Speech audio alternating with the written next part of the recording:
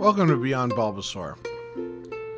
Sometimes I feel like recording an episode of this podcast and I'm in a mental state that requires I choose the subject based on what Pokemon I think I could actually draw in MS Paint and have it turn out okay. That's what happened with Ratticate. I wanted to do a Gen 1 Pokemon and look at who I had and hadn't done. Figured Ratticate would be easy to draw.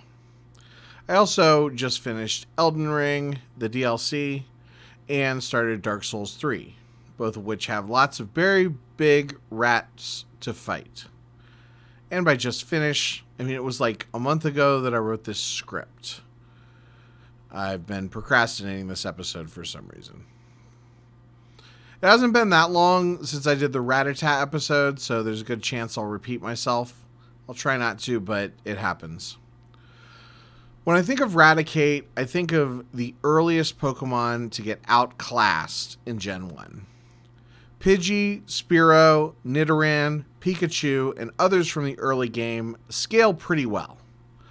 Butterfree and Beedrill eventually get outclassed, but they've got enough character to get them to stick around a bit past when they're really competitive. But Raticate's just a big rat. Nobody likes big rats. Even your rival gets rid of him after you defeat him on the SSN. That is, unless you subscribe to the theory that after Ratticate faints on the SSN, your rival can't get him to a Pokemon Center because you're on the ship, which leads to Raticate's death and your rival mourning them in Lavender Town. Internet fan theories are fun. There's an Alolan version of Ratticate, and I'm on the record over and over as disliking Gen 7. And the first pseudo gym involves fighting an extra big Ratticate. All I remember is that they showered me with praise for defeating one of the weakest, most common Pokemon around. I know they do this in every game, but there was something about the hand-holding in Gen 7 that I just really disliked.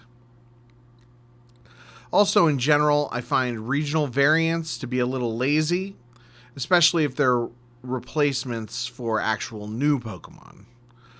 Of course, there are a few exceptions. I really like the bearded Galarian Meowth, for example, but I also found the Galar region to be compelling and Sword and Shield to be good games.